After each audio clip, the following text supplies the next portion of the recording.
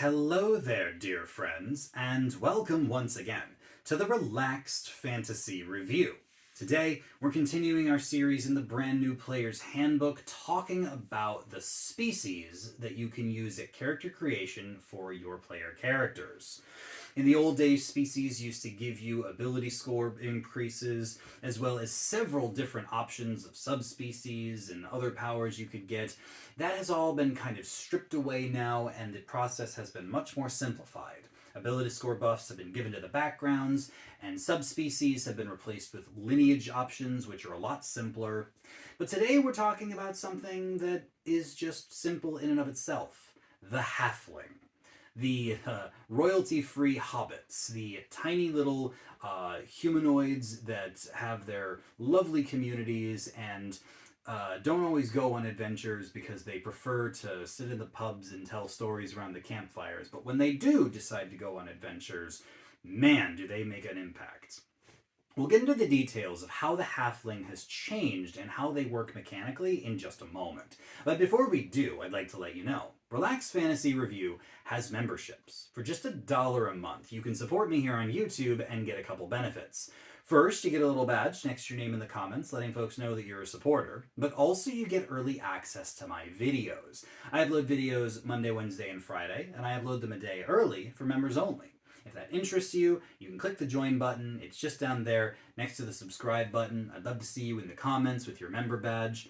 And if it doesn't interest you, that's totally fine too. Just watching the video, liking, subscribing to the channel, just watching as we kind of go through the new player's handbook is such a wonderful way to support me.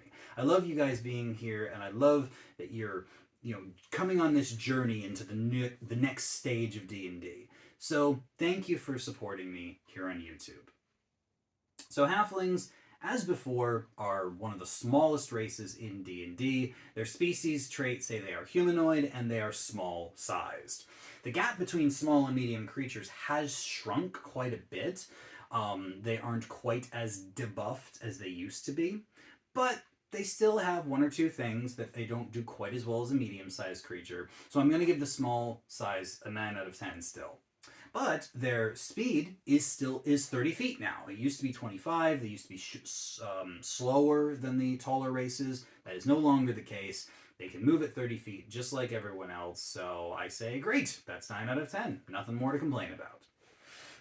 They still have the Brave feature. This gives them advantage on saving throws to avoid or end the frightened condition. That's amazing. The frightened condition is all over the place in D&D. It's pretty debilitating when it does come up. Obviously, there are plenty of ways to get around it, but having just blanket advantage against it is great. I think that's also 9 out of 10. Then you have the Halfling Nimbleness feature, and this is one of those weird ones. It says you can move through the space of any creature that is a size larger than you, although you can't stop in the same space. So, medium or bigger, which is most creatures in the game. And yeah, it's nice that you can do this. I know a lot of people just don't care. Like, they just kind of let you do that anyway, unless you've got a barricade up in front of you. But there isn't a save for this. You can just move through like a row of medium-sized, enemies that are in front of you. Exactly why you'd want to do that, I'm not sure. Maybe if you're hiding, but in any case, it's a niche power that I have not seen really be an issue. Anytime anyone's ever wanted to just shove past an enemy, I've let them make a check to do it. So I guess this is an automatic success. I'm giving it 6 out of 10. Not useless, but it's hard for me to visualize where this would come into play.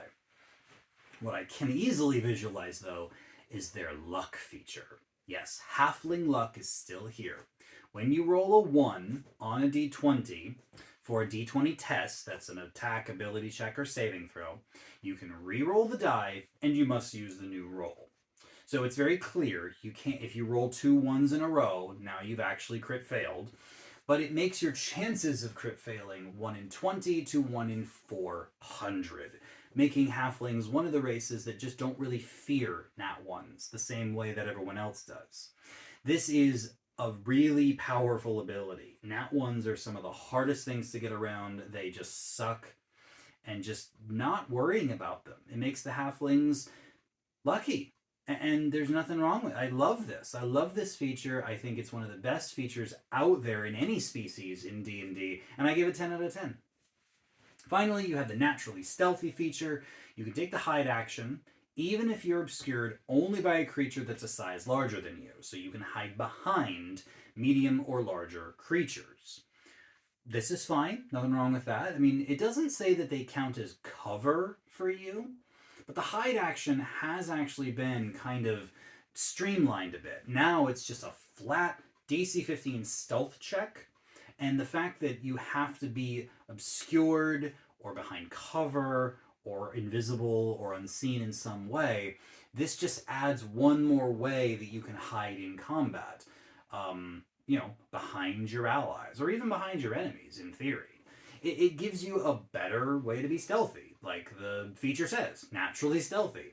I think it's great. I don't think it's super powerful because it's only going to come up occasionally, but I give it 8 out of 10. I think it's a good way to use stealth and a nice thing. And yeah, that's it. There is no sub-race choice here. There's no subspecies. You just are a halfling with nimbleness, stealthiness, luck, bravery. It's good. Halflings have always been good. And they're not incredible. They're not broken. They just are good. It's hard to complain about them, especially now that they don't have a speed nerf. And, all their good features are still here. Yeah, I give them 9 out of 10. A really solid pick. Not the strongest by any means, but definitely not the weakest. And I think that anyone who wants to play a halfling is going to have a great time. They work amazing as rogues. They work amazing as bards. But they can do anything. And I think that you will really enjoy it if you play as a halfling, even now in the new rules. This has been the Relaxed Fantasy Review. If you enjoyed the video, please like and subscribe down below. Have a look for the join button down there, and keep your eyes peeled for more species reviews coming down the line soon. Have a good one, my friends.